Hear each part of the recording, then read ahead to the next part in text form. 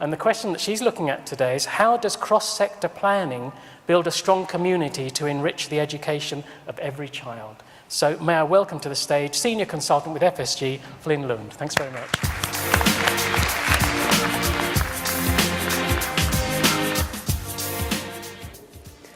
Hi.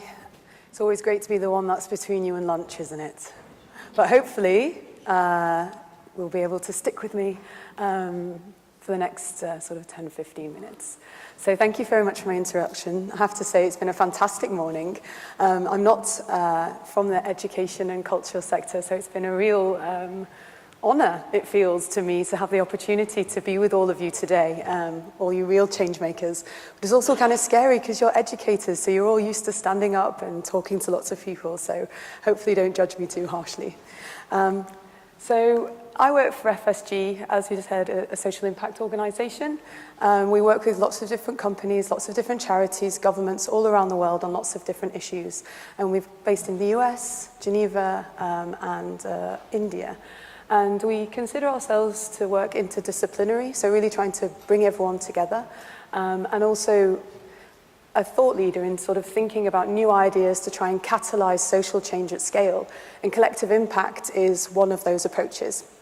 So today, before we jump into what collective impact is, I thought I'd talk a little bit about why such approach is needed. So firstly, when we think of any social issue, there are hundreds of different actors that can influence that issue. Whoa, you're not supposed to be able to read this. The tech guys got quite concerned when they saw my slides. So this is an actor map, and it just shows all of the different actors that participate and are engaged in the system for a child between the age of 0 and 8. And yeah, it's supposed to give you a little bit of a headache. In addition to all of the actors, there's also a myriad of factors. So many, many factors influence our decisions every day, even as to why we're here rather than somewhere else. And so if we take the example of youth substance abuse, there are many, many risk factors, and there are many, many protective factors that influence whether a young person chooses to engage in substance abuse or not. And anyone that may work on that issue knows that there's no one single factor that you can focus on that is going to really influence that person's decision. You need to act on many at the same time to create change. And yeah, it's supposed to make you a little bit dizzy. So on top of that, all those actors, all those factors, we've also created many silos and processes in our systems to try and manage all of these things. This is an example of a juvenile justice system. It's just kind of mind-boggling. And yeah, it's supposed to give you a bit of a migraine. Okay, so that's the sort of preamble. So when we think about creating systems change and really wanted to create change for a lot of people in a really meaningful way, we kind of have two options. One, we shrug off these realities. We're going to focus on that program, that silver bullet solution. I'm going to focus on that organization and giving them money because they've got the solution. Or we can embrace these realities and look for solutions and ways to collaborate that can actually address all of these things at the same time. And in order to do that, you need to have a structured approach to trying to cope with all this level of complexity. And collective impact is that approach. So,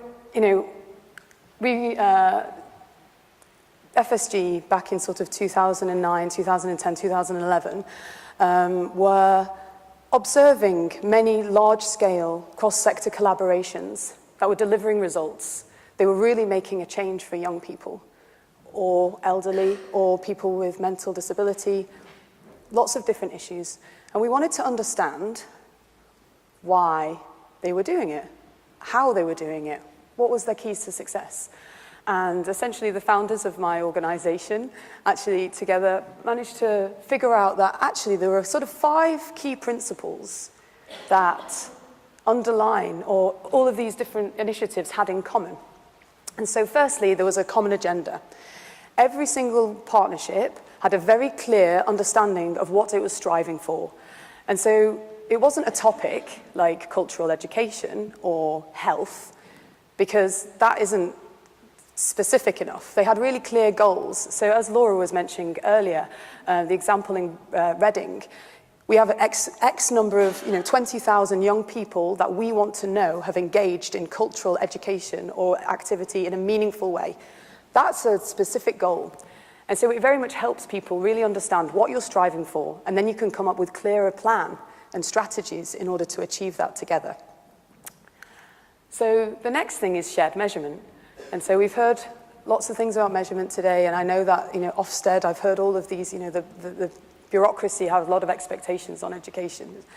But in the case of collective impact, shared measurement across many organizations is something that enables you to strive towards your goal, to know if your strategies are working, to enable you to course correct, to learn, and to make changes as you go. So you're a learning organization. The metrics aren't just against performance, it's around how can we do better together. Then there's mutually reinforcing activities. So you have your vision, you've got your metrics that you're working towards, and then you need to figure out how you're going to divide up the work, who's going to work on what, and how do we make sure we're not duplicating effort, and how do we make sure that we're doing things that are complementary. And so I'm sure many people in here have been to a meeting where they've gone to have a chat, have a discussion about a topic, and everyone shares a bit of information and they nod their heads and then everyone sort of leaves, but nothing really changes. Collective impact is different. When you go into that meeting with your peers in the working group or what have you, you share data, you share lessons, and then you make agreements on how you as an organization are also going to change and change your practice, not just others. Continuous communication. So if you've got so many different actors that are involved, you need to make sure that everyone knows what's happening. But it's more than just a newsletter. It's about fundamentally really engaging people in a way that they feel like they're contributing, that they're achieving success. So making sure that people are aware of these quick wins, so people still feel excited and feel like it's worth their time to still come and then carry on trying and working together. And then finally, and this is really quite critical, is backbone support. So you've got the time that it takes to create the common agenda altogether, coming up with your shared metrics, figuring out all the strategies, then engaging in constant communication. That's a lot of work. And I think one of the main challenges that we've seen is that it simply isn't a side-of-desk job. Everyone's got their day jobs and they're busy. And if you're having to go away and figure out how to change the way that you're working, who's going to organize the next meeting to get you together? Who's going to write that newsletter? Who's going to do the development of the metric and measures? You need people whose job it is to do this. And so we found that essentially partnerships fail when you don't have people that have dedicated resource to actually holding together, basically the glue. We see it as the glue. So usually we see this as being 1 to 2 people or 3 people, depending on the size of the initiative and how many resources you have to also fund those people to maintain the partnership. So this is for the visual learners in the room. This is what basically those 5 principles look like in action. So at the top, you can see the common agenda and the shared metrics, and then you've got the mutually reinforcing activities happening amongst the working groups. So working group 1 might be focused on schools. Working group 2 might be focused on engaging with parents. Working group 3 might be focused on how we're going to change policy, how we're going to advocate for government to change the way that they've set up the policies. And then finally, we've got the sort of backbone here. That's helping keeping everything going. And then all of these lines are just that element of constant communication. And so this is a sort of infrastructure. So just to sort of bring it to life and give you an example, we at FSG worked on a juvenile justice collective impact initiative just last year, working in a place called Douglas County in Nebraska. And it took them a long time to come up with this mission statement. Sorry if you can't quite read it. But basically, their vision is to be comprehensive, coordinated, and community-wide approach to juvenile justice services that eliminates the need for youth involvement with our justice system and maintaining public safety. And so it goes on. And essentially what happened was they got 20 leaders from the community in a room, some of which that didn't like each other, some of which that had never even spoken to each other before, and they had to figure out how are we going to define what the vision is that we're all going to work towards, how are we going to articulate the problem that we're trying to solve, and how are we going to come up with a solution together. And so in addition to these 20 people, the team also consulted, so those are the sort of steering committee leaders, representatives from government, juvenile court, detention centres, service providers, philanthropy, and the school system. But they wanted to make sure that they were able to represent the voice of the community and the people that they actually wanted to serve. So the team, FSG, along with our partners that were working on this initiative, actually engaged 300 stakeholders from the community through focus groups, surveys, interviews, to try and get an understanding of what people's experience was today and try and identify opportunities for improvement, but also to just bring people along on that journey.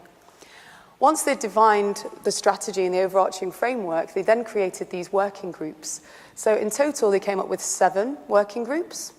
And it's important to say that the first 3 working groups actually already existed.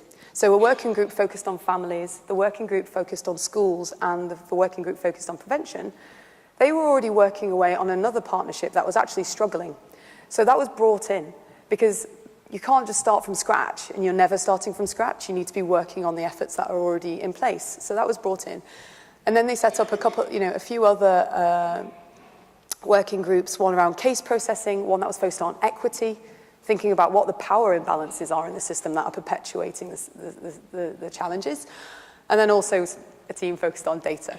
And then the policy, we suggested that they don't form a working group immediately on policy because actually they need to get a better handle of what they wanted to achieve before they can go and advocate for it. And then finally, in order to make sure that all of these people were held to account and actually were representing the young people that they were seeking to serve, we set up a youth council. So it was sort of 15 to 20 former young people that had been involved in the system in some way. And so as the working groups were coming up with ideas for programs and strategies and ways to improve the ways of working through collaboration, the Youth Council were able to say, no, that's rubbish, there's no way that you can do that, or yeah, that's really cool, let's do that, but maybe you could also do this, this, and this. So it was enabled a really creative way of making sure that people were involved, and it's so important that their voice was heard, and then they also actually came up with the name for the initiative as well, so I think they then felt, real ownership. So holding all of this, sitting in the background, quietly keeping things going was the backbone support, which in this instance was actually 3 people, an executive director, a program manager, and a data analyst. So they're working away on that in the US, and along with many other different collective impact initiatives. So we're really seeing a variety of different results and improved outcomes, depending on what the initiative is trying to achieve. Ranging from 45% reduction in young people being in custody in New York without an increase in the level of crime, decreased number of binge drinking, increased improved educational outcomes, lots of different things. And we're also starting to see people taking this approach in Australia, Canada. I was talking to someone the other week from Israel. We've done a project in Denmark, and I'm also seeing examples of collective impact happening in the UK. So West London Zone is an initiative in West London focused on cradle to career for young people in those pockets of deprivation. Who associates Notting Hill with deprivation? Well, actually, they've got some real challenges and high levels of poverty in there. And so we're really seeing, the results. So all that said, I don't want to sound like a crazy, evangelist for collective impact. Collective impact is the only way to do this. No, it's not. It's a lot of effort, and you need to know that it's something that you really want to embark on, and it's appropriate for the situation. So when is collective impact appropriate? So it's when you are really fundamentally trying to change the system. So you're thinking about influencing policy. You are wanting to change social norms. You're trying to influence processes and the way the money goes. Where are the funding streams going? How are you going to redirect them? Fundamentally, behavior change, trying to get people to behave in a different way. That's when collective impact is important. Sometimes, if it's a more simple problem, a program is sufficient. A single, simple approach is sufficient and works very well as well. So it just depends what the nature of what you're trying to achieve is. If you're working with one or more sector, or if you're working across systems. So, the example that Laura from the Arts Council mentioned at the beginning of the day around in Reading, bringing the police together, bringing the education system together, local authorities, that are many different systems and many different ways of working. And so that to me thought, oh, well, actually, maybe they are actually embarking on more of a collective impact approach than your regular sort of partnership. And then also if you're trying to influence a significant portion of the population, often when you have a program, you know who it's going to affect. But if you want to influence thousands or millions of more people, then this is the sort of thing that you need to be doing. And then the other thing is are we ready? So we've just heard how much effort it's going to take. It takes quite a long time to get everyone around the table and really start moving and thinking of changing the way that you're working. So there's a few preconditions that we've seen be in place before people have started a collective impact initiative. And firstly, it's influential champions. Like, who are the people that are going to activate action? We heard this morning, believe in yourself and make things happen and take action. And it's those people that we really need around the table that actually help unlock resources and galvanize other people to lead the change. Then urgency for change. Is there enough frustration? Are enough people angry with the way that the system is working to actually want to make an effort and change? Availability of resources. This is obviously always the one we saw on the slotter slider thingy. Funding's a big challenge, but sometimes you can unlock funding from unusual places or think about how to use our money in a different way to be more effective. And then basis for collaboration. So I know that a lot of people in this room are already partnering, and what we've seen is partnership builds trust and faith in each other and wanting to share. So when you actually go to the next level and want to do collective impact, building on those foundations is often a good way to start. So the main thing, and you've probably sort of got a sense of this as I've been talking, is the key for success in collective impact is really about mindset shifts. So on the left-hand side, you can see the sort of traditional approach. We're looking for technical solutions to problems. Someone's going to be a content expert if they're going to have anything to say about what's going to happen. And when we're successful, it was my organization, it was us, we achieved this change. Whereas with collective impact, it's a lot more open, adaptive, flexible, and it evolves over time in terms of your approach. So you're looking for adaptive solutions. We're working on complex issues in a continually changing context. So you need to learn as you go along. Focus on relationships as well as content expertise. Who's connected to the people on the ground? Taking a holistic, multi-angled approach. So policy, programs, behavior change, lots of different tools that you can use in order to create the change that you want. And then in the end, everyone's proud to have contributed to the change. And it's not, it was me, it's us, which I know is difficult when people are need to attribute value for money to their own work, but that's one of the big hurdles that you need to come over. So, after we published the original Collective Impact article in 2011, we found that lots of people it really resonated with them because it provided a common language to help them talk to their partners and talk to each other. And so we set up an online platform where practitioners could meet each other, share resources and materials. So the website's just there. It's called the Collective Impact Forum. So after a few years, it's now got 17,000 members. So they're practitioners, funders, people all over the world that are wanting to talk to each other. Like, how are you doing this? Maybe we can partner. What can we learn from you? What were the challenges that you faced and how did you overcome them? Lots of forums. There's also lots of resources. So there's lots of case studies on there that you can read. There's lots of tools. How do we measure collective impact, or how do you even come up with an agenda for a working group meeting? All of that sort of stuff, very tactical, is in there as well. And then, if you sign up for the newsletter, you'll get news from the field. And it's kind of interesting because there's lots of conferences and lots of opportunities to share and learn.